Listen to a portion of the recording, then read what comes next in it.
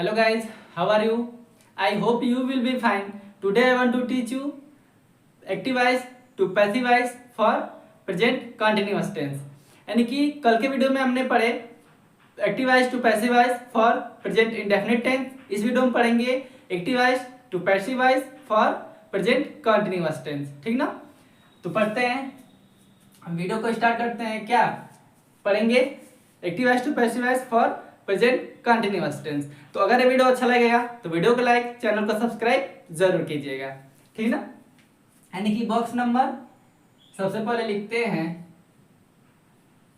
Active voice to passive voice. ठीक ना, active voice to passive voice. उसके बाद बॉक्स नंबर सेकेंड यानी कि प्रेजेंट कॉन्टिन्यूअस टेंस। ठीक ना, प्रेजेंट कॉन्टिन्यूअस टेंस यानी कि कल मैंने बताया, यानी कि बॉक्स बना के 12 बॉक्स बना के टेंस में कुल कितने बॉक्स होते हैं? 12।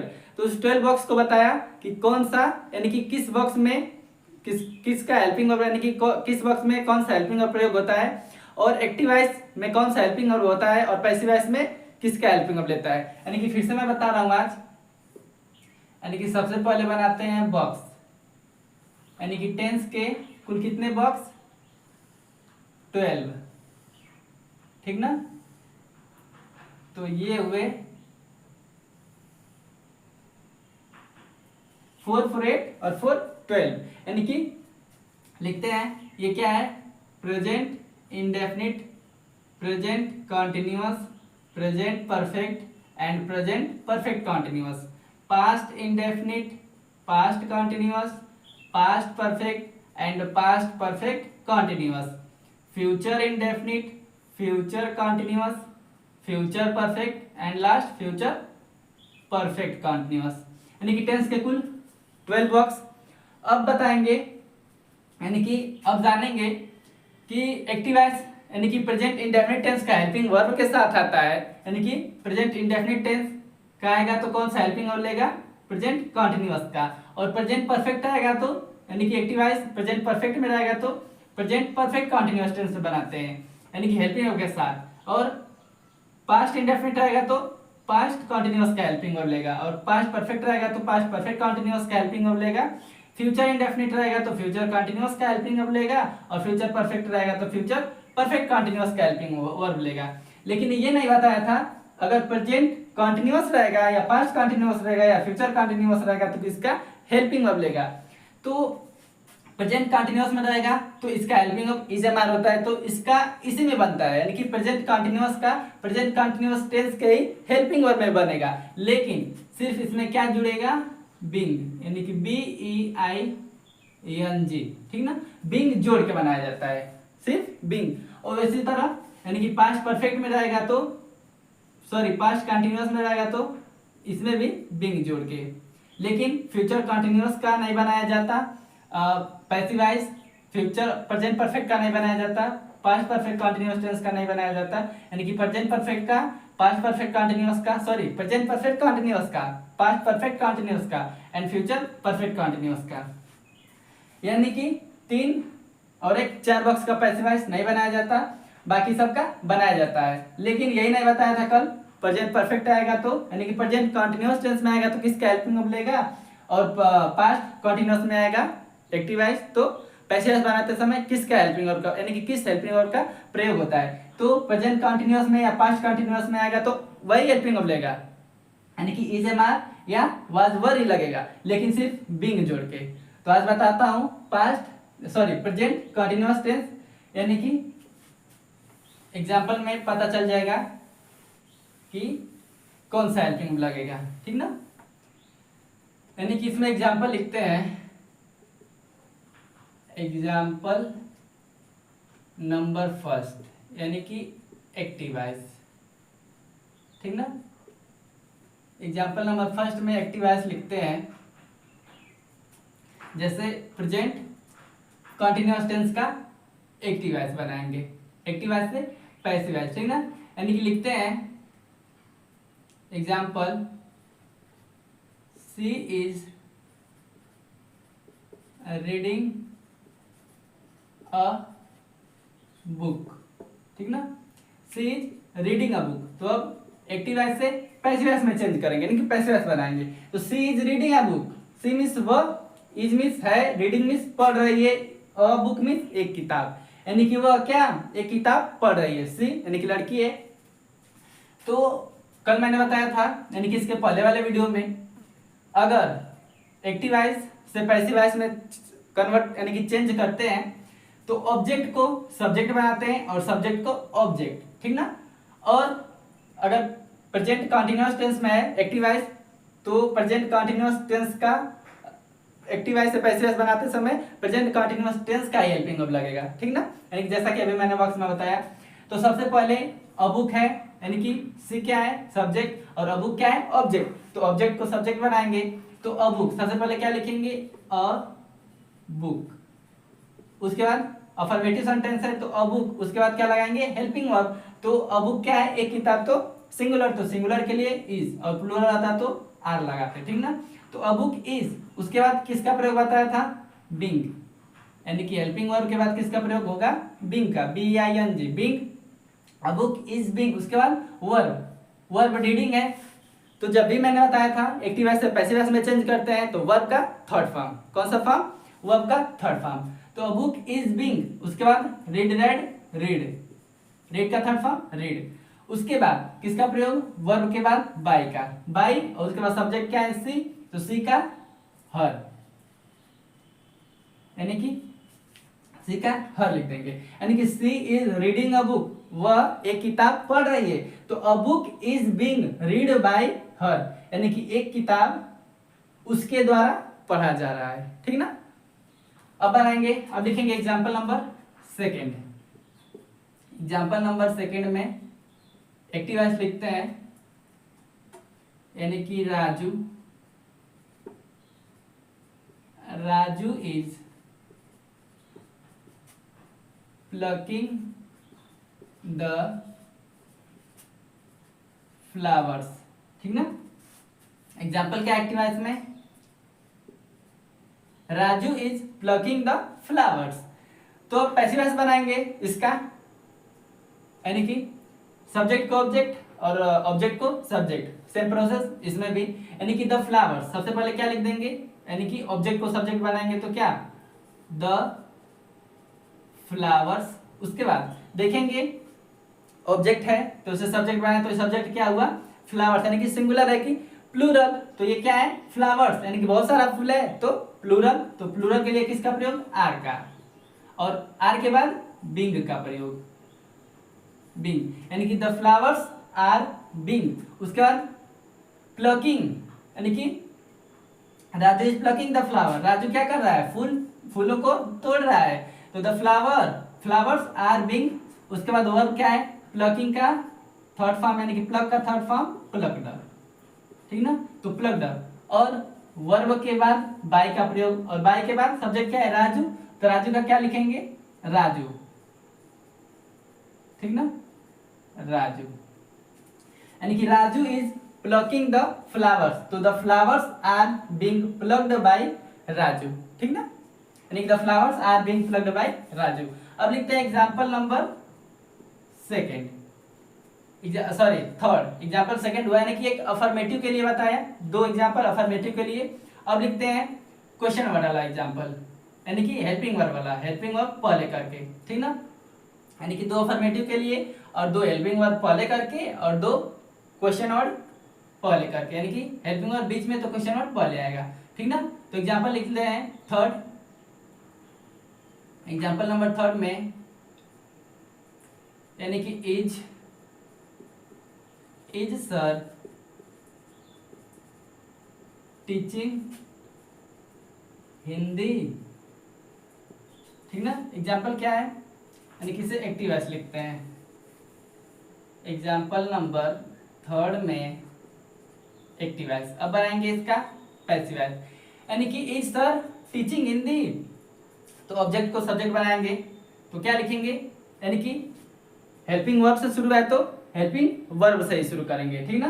बाकी देख लेंगे ये सिंगुलर के प्लूरल, तो हिंदी क्या सिंगुलर, तो इज, क्योंकि प्रेजेंट कंटीन्यूअस का है तो प्रेजेंट कंटीन्यूअस टेंस का हेल्पिंग और लगता है सिर्फ बिंग जोड़ दिया जाता है, ठीक ना। तो इज सर टीचिंग हिंदी, तो इज हिंदी, इज हिंदी, उसके बाद किसका प्रयोग बिंग का, इज हिंदी बिंग, उसके बाद वर्ब क्या है टीचिंग, तो टीच का third form taught, is Hindi being taught, उसके बाद किसका प्रयोग बाय का, बाय, उसके बाद कौन पढ़ा रहा है, यानी कि सर हिंदी पढ़ा रहे हैं तो bye sir,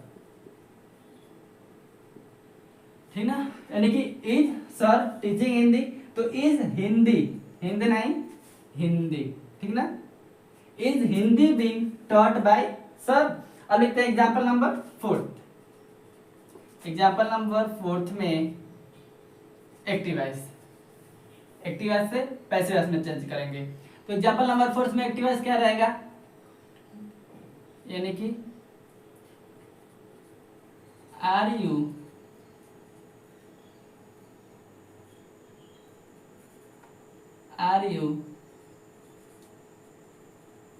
calling to, are you calling to Rohit, तो पैसिव बनाएंगे इसका, यानी कि are you calling to Rohit, तो रोहित क्या है सिंगुलर, तो इज और आर सिंगुलर और प्लूरल को देख के ही लगाएंगे, तो इज रोहित, ठीक ना, इज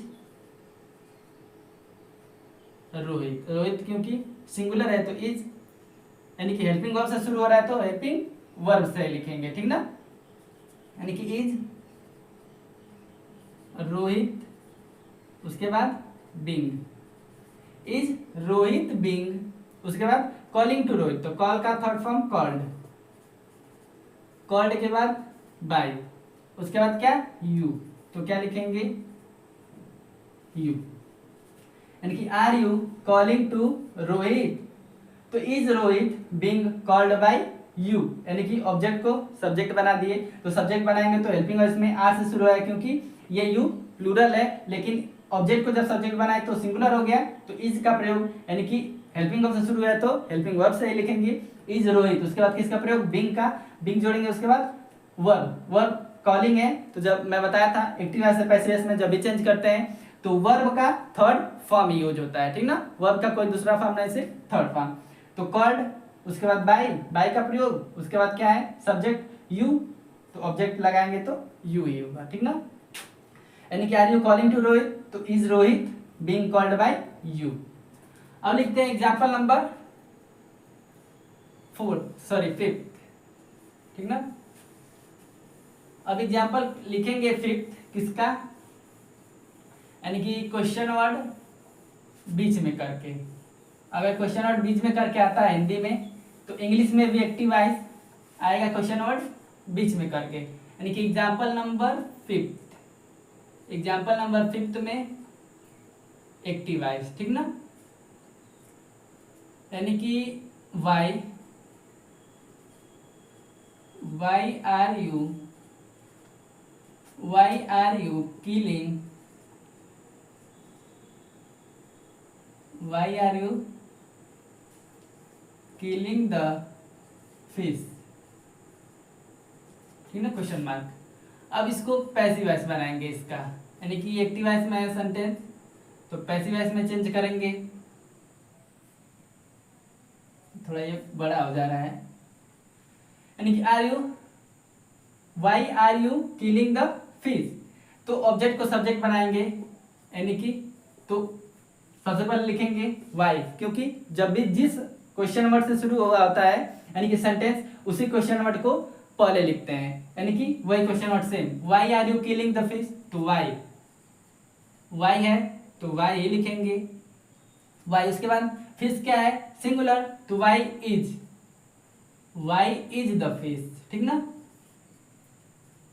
क्यों इज लगा क्योंकि यहाँ पे तो आर यू है यानी कि प्लूरल है तो आर लगा है, लेकिन यहाँ पे ऑब्जेक्ट सिंगुलर है तो यहाँ पे जब सब्जेक्ट बनाएंगे तो इज का प्रयोग यानी कि सब्जेक्ट के अनुसार ही। तो सब्जेक्ट फिश है यानी कि Y is the fish.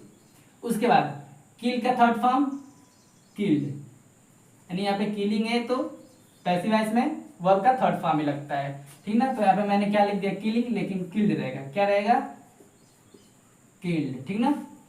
Y is the fish killed, उसके बाद किसका प्रयोग बाय का।